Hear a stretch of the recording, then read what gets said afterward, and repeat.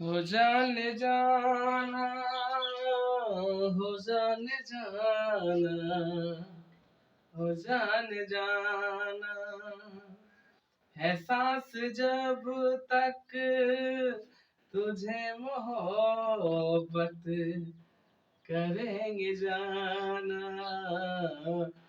तो दोस्तों चलिए देर किस बात की शुरुआत करते हैं आज के टॉपिक की। और आज का हमारा टॉपिक है वैदिक सभ्यता। जैसे कि आपको ज्ञात होगा कि हम भारतीय इतिहास पर चर्चा कर रहे हैं और भारतीय इतिहास को लेकर के हमने अभी जाना था सिंधु सभ्यता के बारे में और अब हम जानेंगे वैदिक सभ्यता के बारे में। तो वैदिक सभ्यता से क्या क्या महत्वपूर्ण प्रश्न बनते हैं और हमारे एग्जाम पॉइंट ऑफ व्यू से कौन सी चीजें महत्वपूर्ण है। तो देर किस बात की, तुरंत फटाफट अपना कॉपी पेन उठाइए और मेरे साथ आप भी लिखना शुरू कर दीजिए।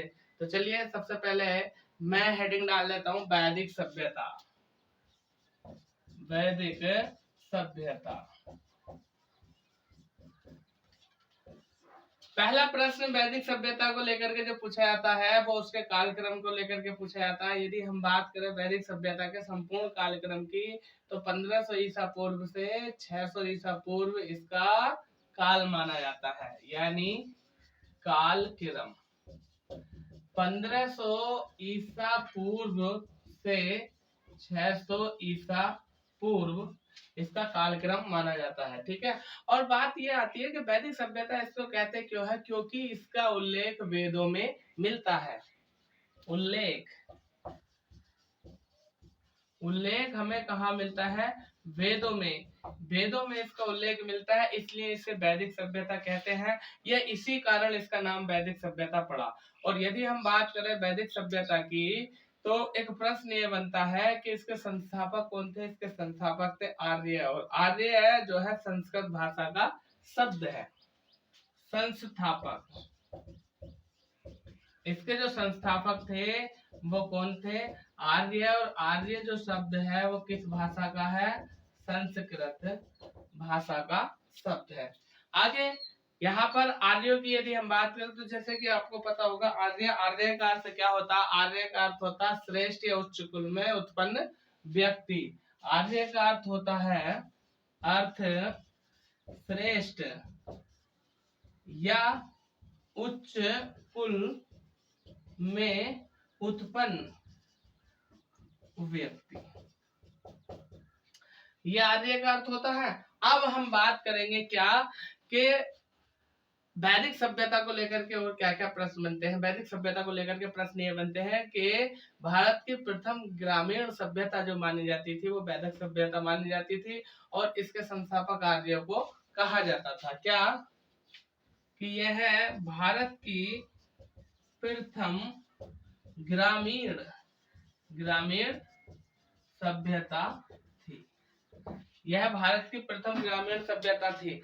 अब हम बात करेंगे कि वैदिक सभ्यता में हमें किन किन चीजों का उल्लेख मिलता है। सबसे पहले मैं कुछ आपको बताना चाहूंगा, आप जो है ध्यान पूर्वक इसको सुन लीजिए। क्या आर्य जो थे वो आइनोडिक या नॉर्डिक, आर्य जो थे वो नॉर्डिक शाखा की सफेद जाति के थे, या हम कह सकते हैं कि आर्य जो थे वो नॉर्डिक शाखा की सफेद उपजाति से संबंध रखते थे। या हम ये कह सकते हैं कि नॉर्डिक शाखा की जो सफेद उपजाति थी उन्हीं को आर्य कहा जाता था।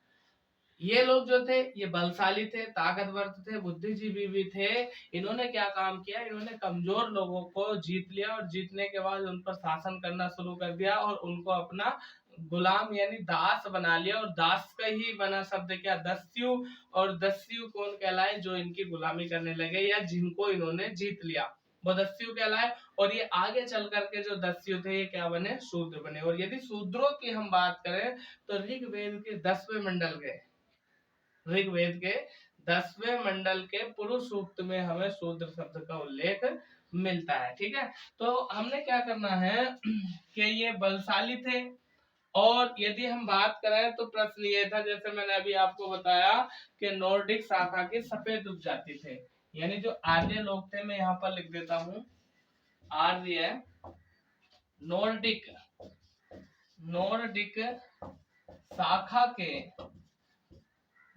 शाखा के सफेद उपजाति थी, सफेद उपजाति के लोग थे, सफेद उपजाति के लोग थे।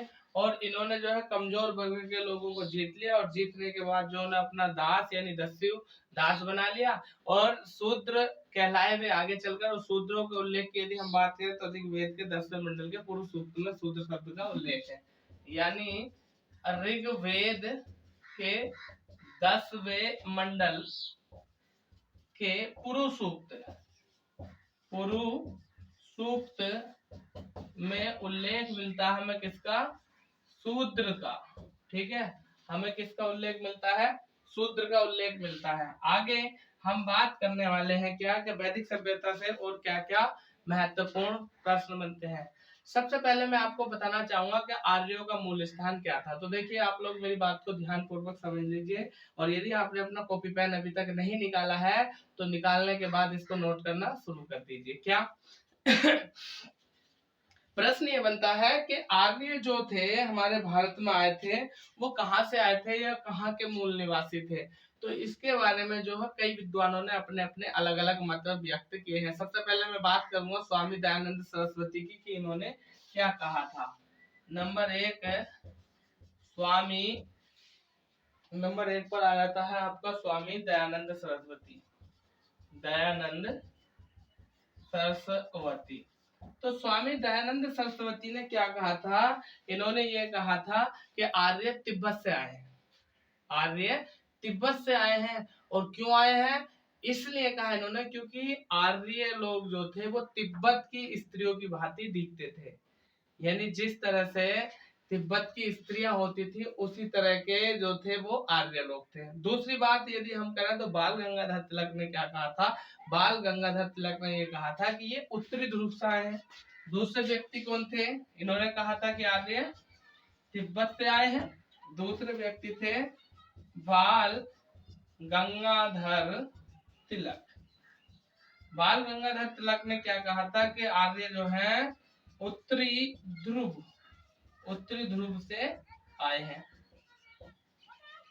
एक और व्यक्ति है जिनका हमें उल्लेख मिलता है, मैक्स मूलर। मैक्स मूलर की यदि हम बात करें तो मैक्स मूलर ने क्या कहा था? मैक्स मूलर जो थे वो जर्मन विद्वान थे। उन्होंने ये कहा था कि आर्य मध्य एशिया के निवासी थे। जो चीन और ईरान के बीच का क्षेत्र पड़ता है उसको मध्य एशिया कहा जाता है। और मूल रूप से जो प्रमाणित बात हुई है वो यही है, और यही सबसे ज्यादा प्रश्न हमारा बनता है कि आर्य कहाँ के निवासी थे? मध्य एशिया के। और मध्य एशिया से जो है ये भारत आए, यानी अफगानिस्तान, और अफगानिस्तान के द्वारा ये भारत, और भारत जो आए खैबर दर्रा पड़ता पाकिस्तान में, तो खैबर दर्रे के द्वारा आर्य जो है भारत में, और आकर के सबसे पहले पंजाब व सिंध प्रांत में ये बसे। ठीक, तो मैं लिख देता हूँ कि जो मैक्स मूलर थे जर्मन विद्वान, उन्होंने क्या कहा था? मैक्स मूलर, तीसरे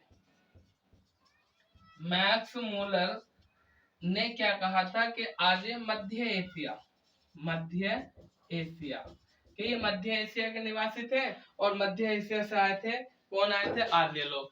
अब आगे क्या प्रश्न बनते हैं? आगे प्रश्न ये बनते हैं यहाँ पर महत्वपूर्ण प्रश्न क्या क्या कि भाई मध्य एशिया से आए थे। मैक्स मूलर के बताने का कारण क्या था? कारण ये था कि भाषाई आधार पर, ठीक है, कारण ये था भाषाई आधार पर इन्हें दो तर्क मिले। दो तर्क कैसे मिले? सबसे पहले प्रश्न ये बनता है कि ऋग्वेद में एक ऋग्वेद और जैन अवेस्ता। ऋग्वेद तो क्या है? सबसे प्राचीन वेद है। और जैन अवेस्ता की यदि हम बात करें तो इनमें जो है इनकी भाषाओं के बारे में जिक्र मिलता है। या हम ये कह देते हैं कि पिता के लिए शब्द क्या? पैतृ। पिता के लिए शब्द पैतृ कहाँ पर मिला? ऋग्वेद में। और वहीं यदि हम बात करें जैन अवस्था की तो वहां पर पोरर, फादर या वादर ऐसे शब्द मिलते हैं। तो इनकी भाषा मिलती जुलती थी, इसलिए जो है मैक्स मूलर ने ये कहा कि ये मध्य एशिया के निवासी थे, मध्य एशिया से ही ये भारत आए। फिर उसके बाद हम बात करते हैं कि और क्या क्या इनके मूल स्थान के बारे में क्या क्या प्रश्न बनते हैं। तो जैसे कि आपको ज्ञात हो या ना हो, पर मैं बता देता हूँ, बोगजोइक अभिलेख है, और ये बोगजोइक अभिलेख जो है वो मध्य एशिया का अभिलेख है। ठीक है, बोगजोइक अभिलेख, जो बोगजोइक अभिलेख है यह मध्य एशिया का अभिलेख है। और इस अभिलेख से इनके बारे में जानकारी मिलती है। क्या कि बौगजोइक अभिलेख में 4 देवताओं का उल्लेख मिलता है, वही 4 देवता जो है आपके ऋग्वेद में उनका उल्लेख मिलता है। तो हमने बस इतना याद रखना है कि जो आर्य लोग थे ये मध्य एशिया से आए थे। तो आप एक बार इसका स्क्रीनशॉट ले लो और इसके बाद चलते हैं हम आगे।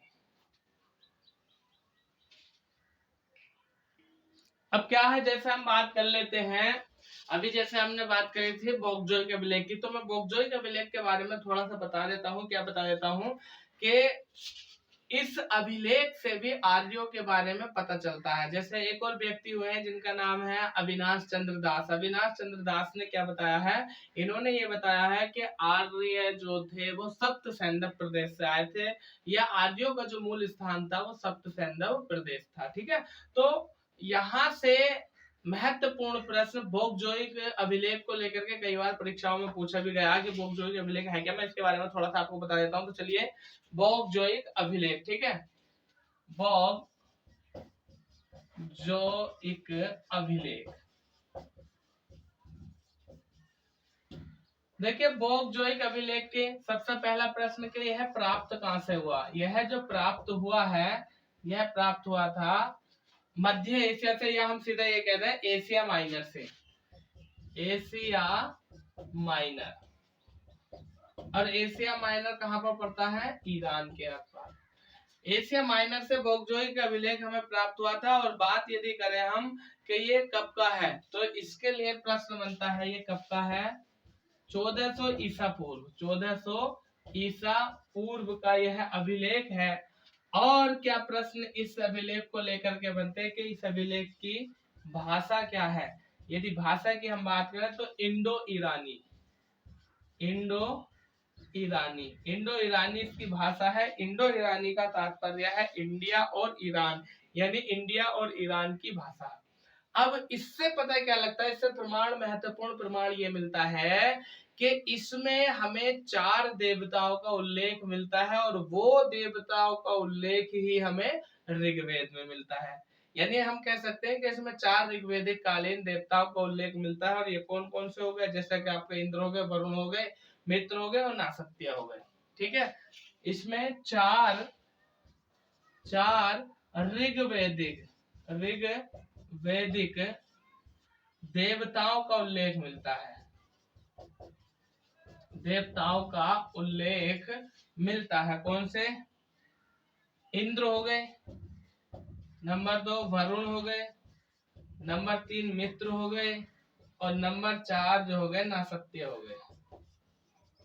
ठीक है, तो इन 4 देवताओं का उल्लेख हमें बौगजोइक अम्ल में मिलता है, और इन्हीं 4 देवताओं का उल्लेख हमें ऋग्वेद में मिलता है। और ऋग्वेद का सीधा तात्पर्य किससे है, आर्यों से, यानी आर्य सभ्यता से। आगे हम बात करते हैं कि ये जो बौगजोइक अभिलेख है ये खोजा कब गया था और किसके द्वारा खोजा गया था। ये 1907 में खोजा गया था और ह्यूगो द्वारा खोजा गया था। ठीक है, यानी खोज 1907 में खोजा गया ह्यूगो द्वारा। ठीक है, कई जगह पर इसके नाम की स्पेलिंग थोड़ी अलग अलग मिलती है, ऐसे मिलते हैं ह्यूगो, ह्यूगो।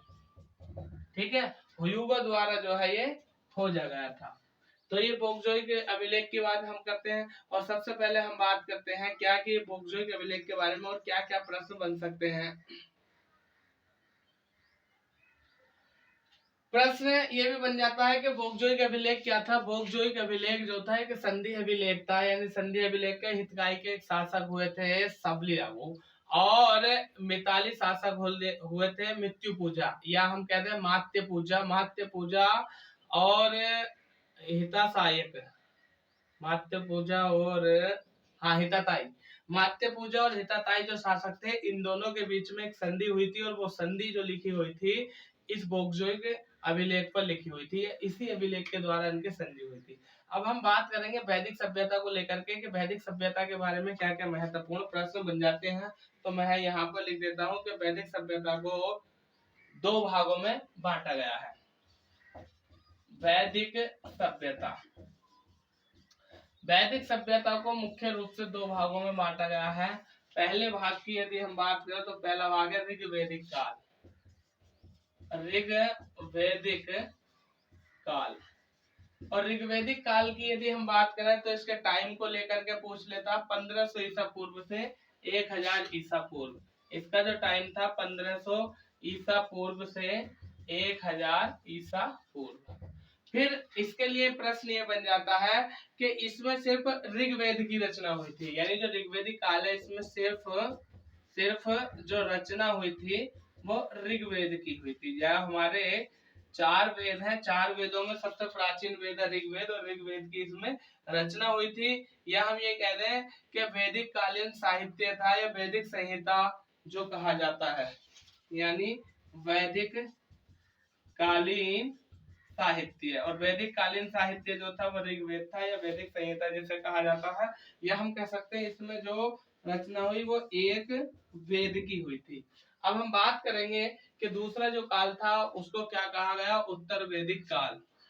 इसको कहा गया, अच्छा तो हो गया 1000, देखो उसको उत्तर वैदिक काल, उत्तर वैदिक काल।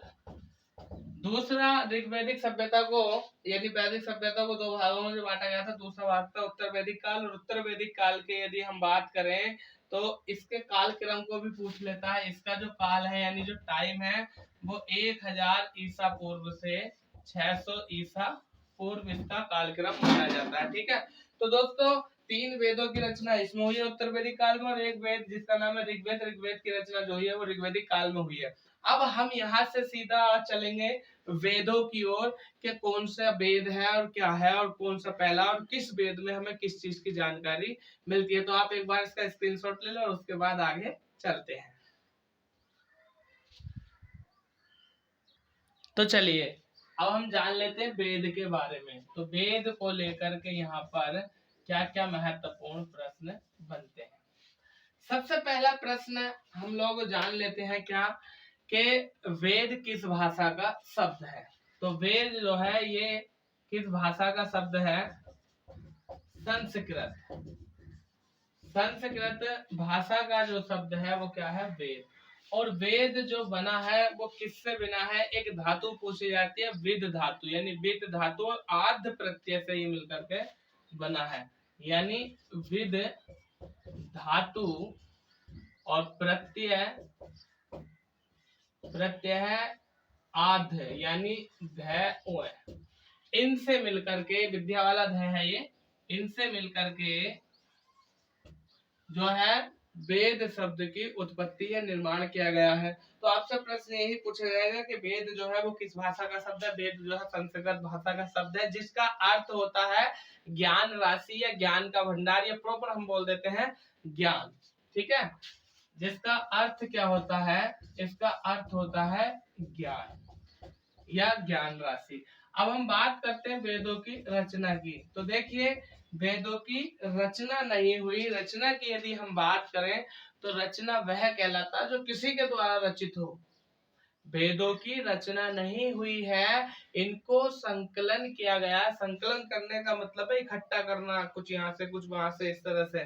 तो इनका संकलन किया गया है, लेकिन फिर भी इसके जो रचनाकार माने जाते हैं वो जो माने जाते हैं वो महर्षि कृष्णद्वैपायन, या हम जिनको बोल देते हैं वेद व्यास, जिनको हम वेद व्यास कहते हैं, वो इनके रचनाकार माने जाते हैं। तो फिर ये भी बताया कि वेद जो थे वो अपुरुष थे, मतलब किसी पुरुष के द्वारा नहीं, देवताओं के द्वारा ये रचे गए थे। ठीक है, मैं लिख देता हूँ इस बात को कि इनकी रचना नहीं हुई है, बल्कि इनको क्या किया गया है, संकलन, इनको संकलित या संकलन इनका किया गया है। और फिर भी यदि हम बात करें तो प्रश्न इसके जो संकलन करता थे वो संकलन कर्ता का नाम था महर्षि कृष्णद्वैपायन। महर्षि कृष्णद्वैपायन, या इन्हीं का नाम मिलता है वेद व्यास।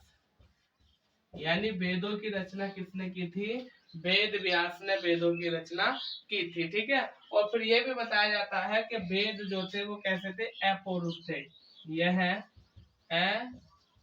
अपौरुष थे। अपौरुष का मतलब था कि कोई व्यक्ति नहीं था जिसने इनकी रचना, या किसी पुरुष ने इनकी रचना नहीं की है।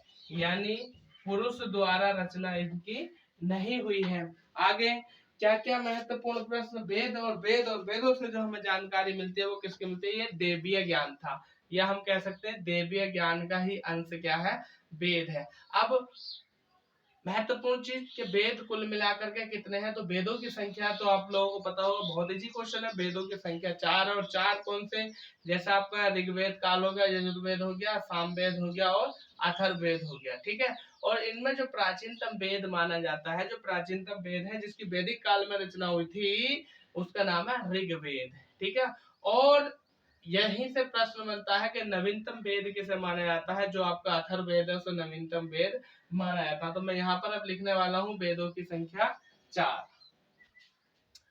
नंबर संख्या, तो वेदों की संख्या कितनी है, 4 है।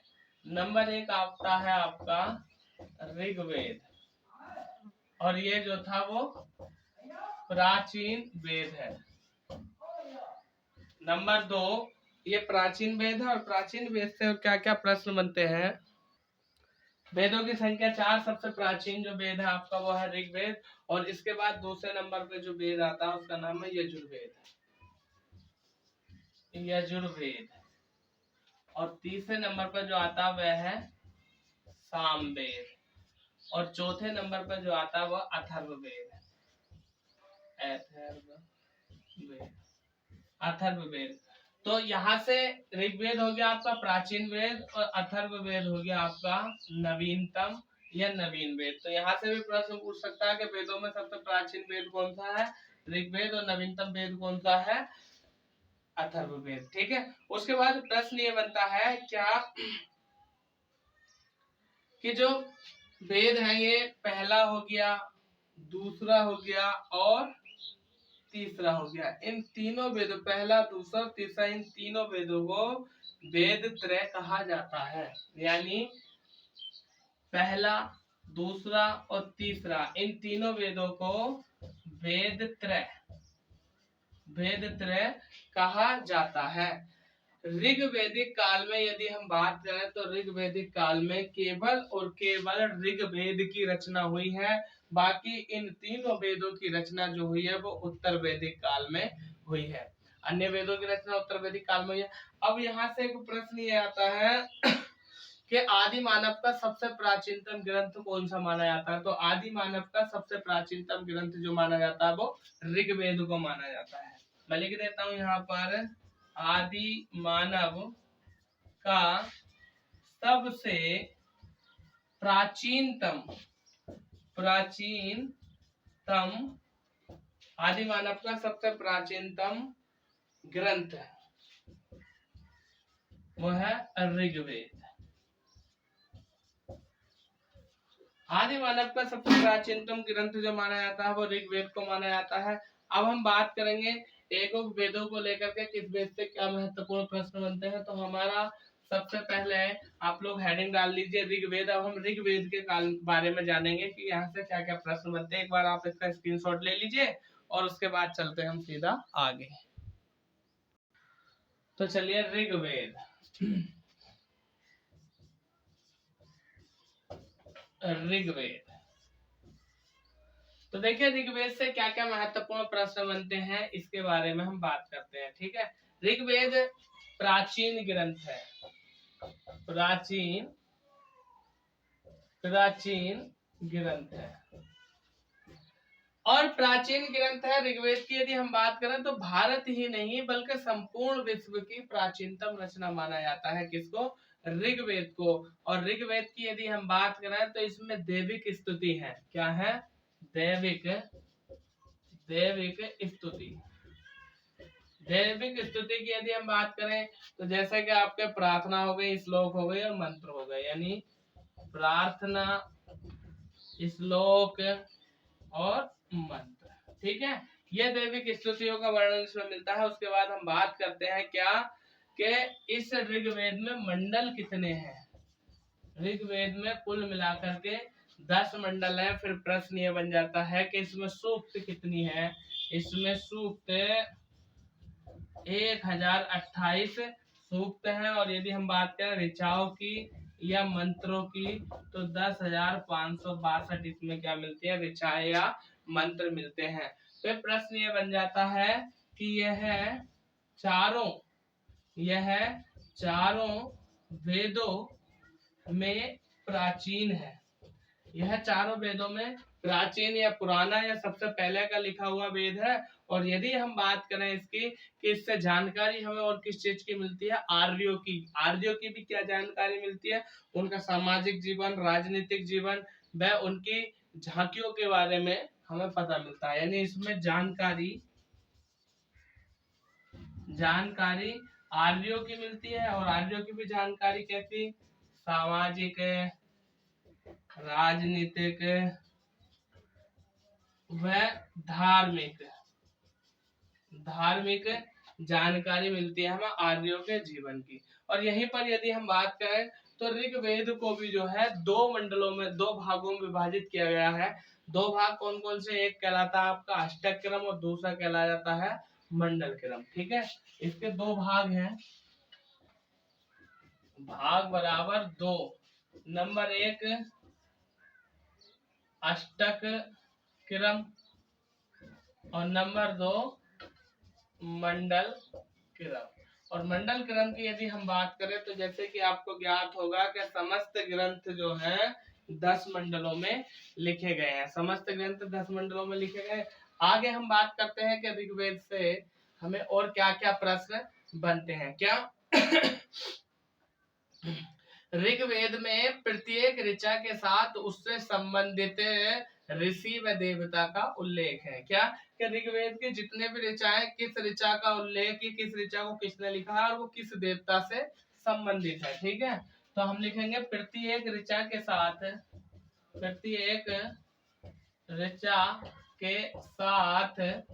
संबंधित देवता व ऋषि का नाम है। संबंधित देवता व ऋषि का नाम उल्लेखित है। ठीक है, उल्लेखित है, यह नाम लिखा गया प्रत्येक ऋचा के साथ। उसके बाद हम बात करते हैं जैसे क्या कि यहाँ पर ऋग्वेद में यानी लेखक जो थे, लिखने वाले जो ऋषि तो थे ही थे, लेकिन उनमें स्त्रियां भी थी। और जिसमें सबसे महत्वपूर्ण और प्रमुख स्त्री का नाम आता लोपमुद्रा। यानी स्त्री रचयिता कौन थी, लोपमुद्रा थी। और लोपमुद्रा की यदि हम बात करें तो ये प्रमुख थी। और कैसी थी, ये क्षत्रिय वर्ग की थी। और पत्नी जो थी किसकी थी, अगस्त्य ऋषि की थी। तो मैं लिख देता हूं यहाँ पर प्रमुख स्त्री रचयिता, प्रमुख स्त्री रचयिता, उसका नाम था लोपमुद्रा। लोपमुद्रा जो थी ये क्षत्रिय थी। और पत्नी किसकी थी, ये पत्नी थी अगस्त्य ऋषि की। ठीक है,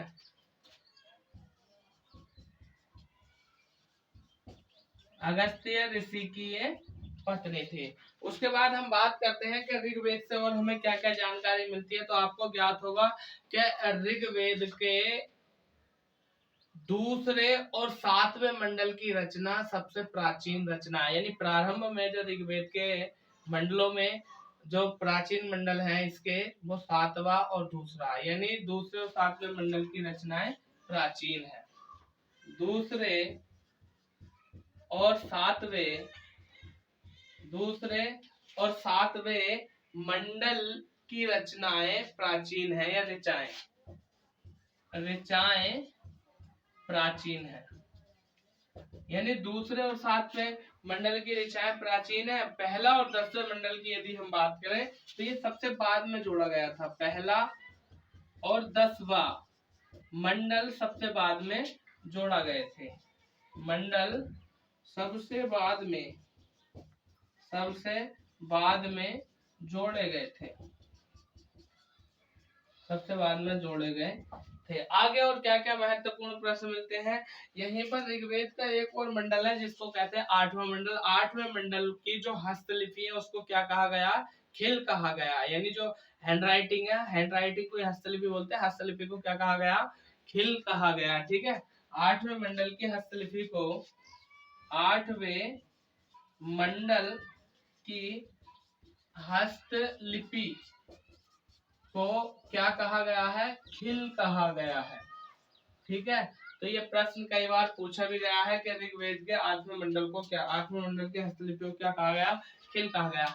अब हम बात करेंगे कि ऋग्वेद के कौन से मंडल की रचना किस ऋषि ने की है। तो आप एक बार इसका स्क्रीनशॉट ले लो, और मैं अभी एक सारणी बनाऊंगा, और सारणी बना के मैं आपको हाथों हाथ याद करा दूंगा ट्रिक से अभी। ठीक है, तो इसका स्क्रीनशॉट लो, उसके बाद हम ऋग्वेद के मंडल एवं उनके रचयिता के बारे में बात करते हैं।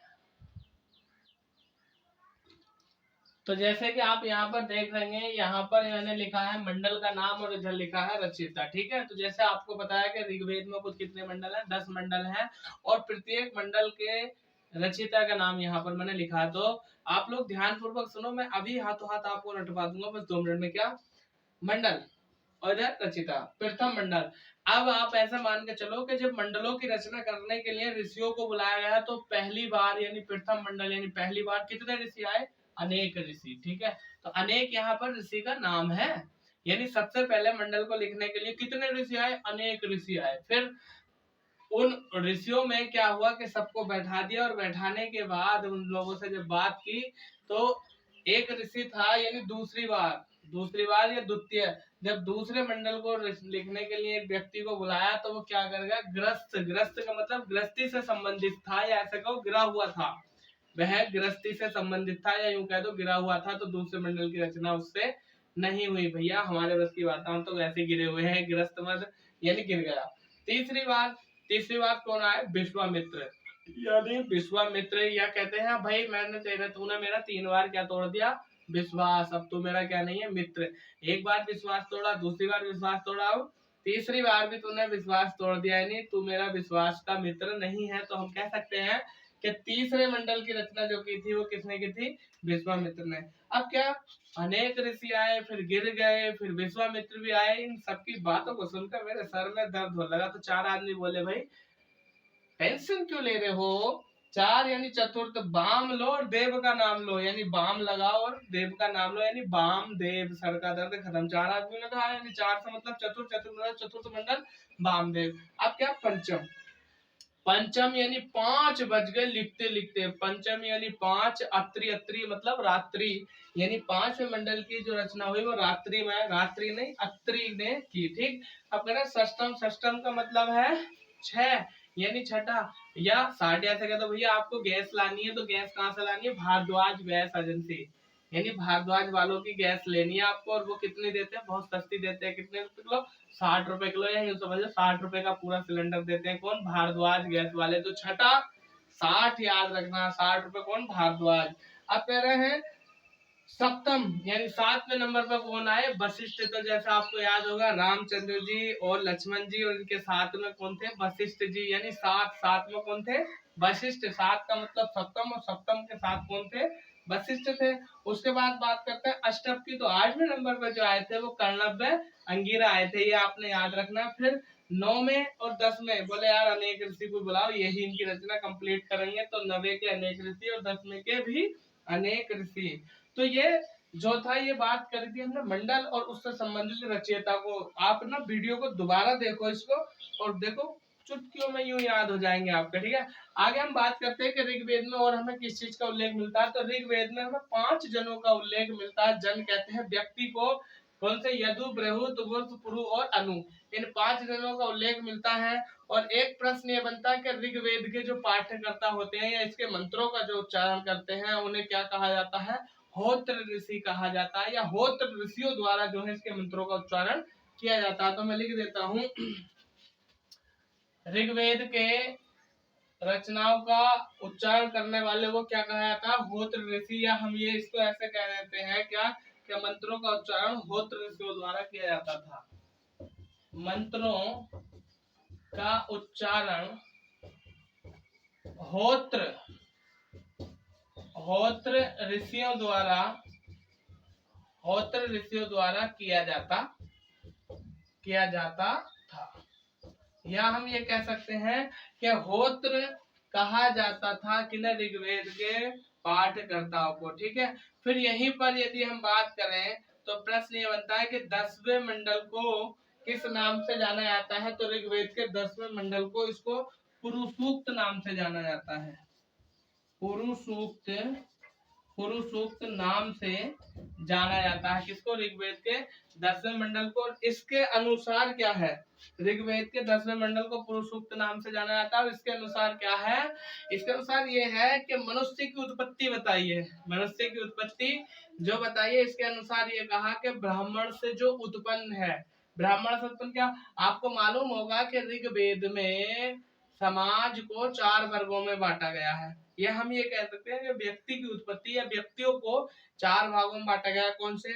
ब्राह्मण हो गए, क्षत्रिय हो गए, वैश्य हो गए और शूद्र हो गए। तो कैसे कि जो मुख से, यहाँ से ऊपर मुख से कौन? ब्राह्मण। और ब्राह्मण जो होते थे वो श्रेष्ठ होते थे, राज करते थे। और यदि हम बात करते हैं मुख से नीचे कौन आ गई? भुजा। और भुजाओं से कौन होते थे? क्षत्रिय। क्षत्रिय क्या काम करते थे? रक्षा करते थे। और भुजाओं से नीचे क्या आ जाती है? जंघा। जो हमारे पेट से नीचे जंघा होती है, थाई होती है, जहाँ फीमल ग्रंथि पाई जाती है। तो जंघा से उत्पन्न जो व्यक्ति थे वो कौन माने जाते थे? वैश्य। और वैश्यों का काम क्या होता था? व्यापार आदि करना। और चरणों से जिनकी उत्पत्ति मानी जाती है उनको क्या कहा जाता था? शूद्र।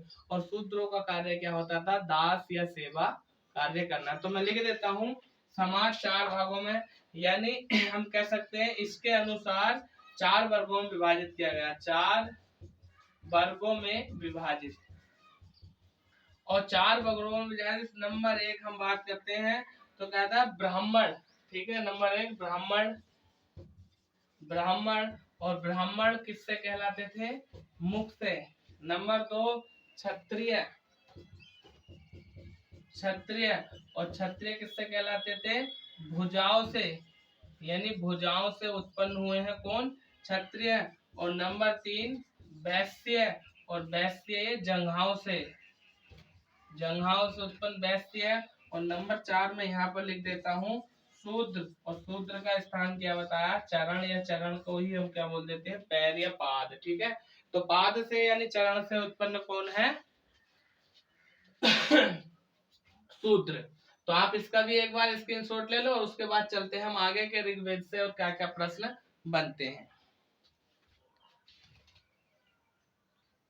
तो दोस्तों आगे हम बात करते हैं, और वह बात क्या है?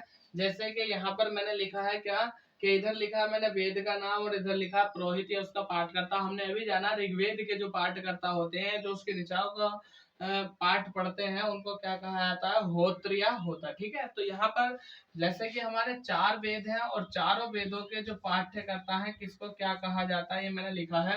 ऋग्वेद के पाठ्यकर्ताओं को या पुरोहित को होत या होत्र, यजुर्वेद के अधर्व या अधर्वायु, और सामवेद के उद्गाता या उद्रात, और यही अर्थवेद के जो पाठ्यकर्ता होते हैं उन्हें ब्राह्मण या ब्रह्मा कहा जाता है। और जैसे कि आपको ज्ञात है क्या कि हमारे वेद कितने हैं? 4। और प्रत्येक वेद का एक उपवेद भी है, और उस उपवेद के प्रवर्तक कौन है वो भी हमने यहाँ पर लिखा है। यहाँ पर वेद का नाम, यहाँ पर उपवेद, और यहाँ पर प्रवर्तक। जैसे हम बात करते हैं नंबर 1 पहला वेद है ऋग्वेद। और ऋग्वेद का जो उपवेद है उसका नाम है आयुर्वेद, और इसके प्रवर्तक है प्रजापति ब्राह्मण। नंबर 2 पर है आपका यजुर्वेद, और इसका उपवेद है धनुर्वेद, और इसके प्रवर्तक है नारद। नंबर 3 है आपका सामवेद, और सामवेद का जो उपवेद है वह है गंधर्व वेद, और विश्वामित्र इसके प्रवर्तक है। चौथा जो है वह है अथर्ववेद, और इसका उपवेद है शिल्पवेद, और विश्वकर्मा जो है इसके प्रवर्तक है। दोस्तों यदि अभी तक आप हमारे चैनल पर नए हैं तो इसको सब्सक्राइब कीजिए प्लीज। मेरी आपसे बस यही विनती है कि हमारी मेहनत का फल बस यही है, क्या? एक सब्सक्राइब, एक लाइक और एक अपने दोस्तों में शेयर। बस हमारे चैनल को सब्सक्राइब करें, वीडियो को लाइक करें और अपने दोस्तों में शेयर करें। मैं वीरेंद्र प्रताप सिंह। कल हम बात करेंगे सामवेद को लेकर के, और ऋग्वेद थोड़ा बड़ा था इसलिए कल हम सामवेद, यजुर्वेद और अथर्ववेद तीनों को समाप्त कर देंगे। तो बाकी बातें कल की क्लास में, तब तक के लिए थैंक यू, धन्यवाद।